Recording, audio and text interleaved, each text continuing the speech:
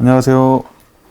농구인생 리필사입니다. 기록으로 보는 KBL 플레이오프 서울 삼성과 인천 전자랜드의 6강 플레이오프 2차전 경기 리뷰를 진행해 보도록 하겠습니다. 먼저 경기 결과를 살펴보겠습니다. 경기 결과 99대 75로 인천 전자랜드의 대승으로 경기를 마쳤습니다. 이로써 양팀은 상대 전적 1대1로 전적을 않은 채 인천으로 떠나게 되었습니다. 플레이오프 2차전은 전자랜드의 경기 변화가 주요한 경기였습니다. 1차전 리뷰 중 전자랜드가 승리하기 위해서는 리바운드 열세 극복과 골밑 공격, 켈리 선수의 활용 방안에 대해서 이야기했었는데 리바운드의 열세를 극복하며 어제 쉬운 경기를 풀어나갔습니다. 김지환, 차바이, 강상재, 빅터, 정효근을 선발로 내세우며 3명의 선발 라인업에 변화를 주었습니다. 특히 빅터 선수를 투입하며 라틀리프 선수에 대한 몸싸움과 박스아웃을 유도했습니다. 빅터 선수를 포함한 전자랜드 선수들은 모두 적극적인 리바운드를 통해 리바운드 열세를 극복해 나갔습니다. 지난 1차전에서 19개의 리바운드를 졌던 전자랜드는 2차전에서 단 3개의 차이로 줄일 수 있었습니다. 두 번째로 적극적인 골밑 공격은 아니더라도 골밑에 볼이 투입이 되어 외곽으로 내어주는 패스가 필요하다고 이야기를 했었는데 2차전에서 전자랜드는 로우 포스트를 살리는 패턴을 넣으며 삼성의 수비를 분산시켰습니다. 여기에 전자랜드는 8개의 스틸과 6개의 속공을 기록하며 턴오버에 의한 득점으로 압도적인 삼성과의 점수 차이를 보여줬습니다. 2차전 최고의 수훈 선수는 김주환 선수입니다. 김주환 선수의 투입은 곧 전자랜드의 투맨 게임을 의미합니다.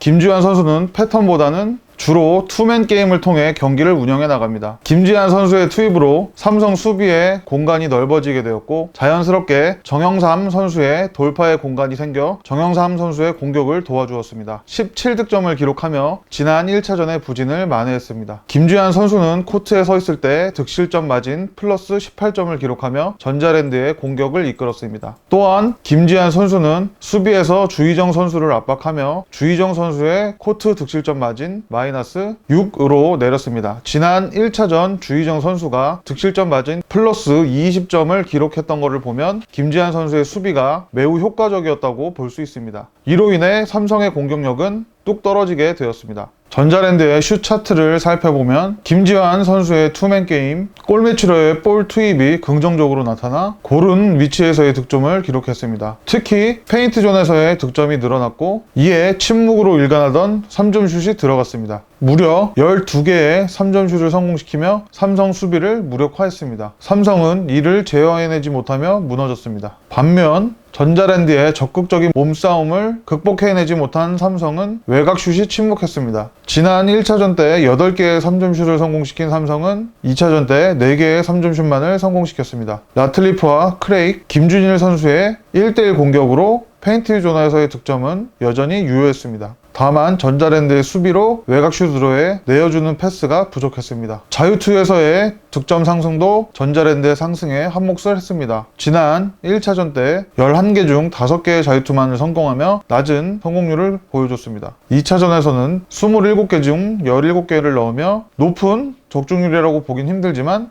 지난 1차전과 최근의 전자랜드의 자유투 성공률을 비교했을 때 훨씬 나아졌다고 볼 수 있습니다. 이슈의 주인공이었던 박찬희 선수는 2개의 3점 슛을 시도해 1개의 3점 슛을 성공하며 무려 50%의 확률을 보여줬습니다. 전자랜드가 3차전에서 승리하기 위해서는 2차전과 마찬가지로 리바운드의 열세를 줄여나가는 것이 큰 도움이 될 것으로 보입니다. 여기에 기존의 패턴 공격과 김지한 선수의 투맨 게임, 그리고 스틸에 이은 켈리 선수의 트랜지션 상황에서의 공격이 위력을 발휘하면 우위를 가져올 수 있을 것이라고 보입니다. 2차전에서 켈리 선수는 3점슛 3개를 포함 17득점을 기록했는데 미들레인지 게임과 포스트업을 섞은다면 훨씬 공격력이 배가 될 것으로 보입니다. 삼성이 승리하기 위해서는 리바운드의 우위를 다시 찾아오는 것이 가장 중요하다고 보입니다. 이와 더불어 김지한 선수의 대처가 중요할 것으로 보이는데요. 김지한 선수의 투맨 게임에 대한 대처가 필요하다고 보입니다. 또한 주희정 선수에 대한 김지한 선수의 마크를 밀쳐내는 것이 중요하다고 보입니다. 주희정 선수가 살아나야만 삼성의 공격력이 다시 살아날 것으로 보입니다. 울산 모비스와 원주 동부 푸르미의 플레이오프 3차전 리뷰로 찾아뵙겠습니다. 시청해주셔서 감사합니다.